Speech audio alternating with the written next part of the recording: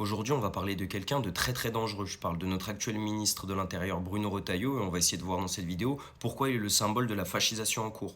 Déjà, il veut tout dissoudre.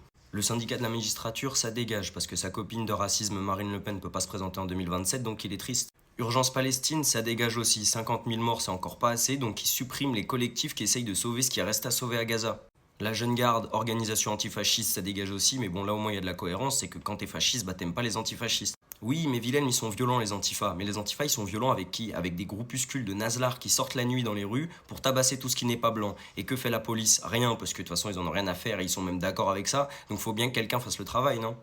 Ensuite, il a attaqué le voile, que ce soit le voile à la fac, le voile dans le sport, le voile dans les sorties scolaires. Il a même fini un discours où il était tout fier de lui avec un sourire dégueulasse en disant «Ah bah le voile».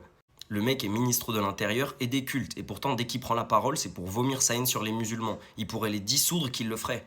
Le problème, c'est que quand du soir au matin, tu présentes les musulmans comme des sous-citoyens, comme des gens qui régressent vers les origines ethniques, il a vraiment dit ça et c'est vraiment une dinguerie, bah à la fin, il y a un climat de méfiance, de violence qui s'instaure autour des musulmans parce que ta stratégie, elle a porté ses fruits.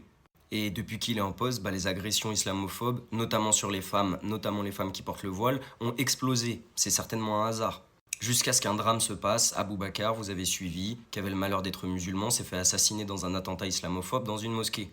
Retailleau, évidemment, il en a rien à foutre, voire même pire que ça, il l'assume, puisqu'il a refusé d'aller prendre contact avec la famille et de se rendre sur les lieux. Puis il s'est ensuite justifié en interview en disant que vu que la famille est d'origine d'Afrique noire, je sais pas quoi, elle était pas trouvable. C'est encore une dinguerie parce que non seulement c'est archi raciste, mais en plus c'est complètement faux. Quand t'es ministre de l'Intérieur, tu trouves qui tu veux. Il y a même des députés qui sont allés les voir, la famille. D'ailleurs, dans sa première prise de parole, il a même pas mentionné le nom d'Abou Bakar. Il a dit un individu musulman. Je préfère même pas commenter.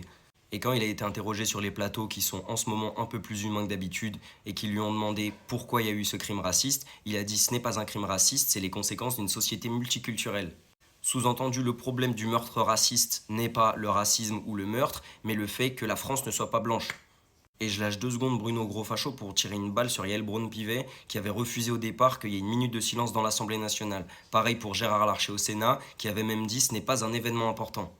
Tout ça pour dire que l'islamophobie existe vraiment, on n'est pas fou, l'islamophobie existe et elle avance au rythme des discours racistes, que ce soit du RN jusqu'au ministre de Macron. Et aujourd'hui, elle tue à cause de mecs comme Retailleau qui continuent d'alimenter les discours racistes, les discours islamophobes. Et si on continue de dire que ça n'existe pas, on est complice.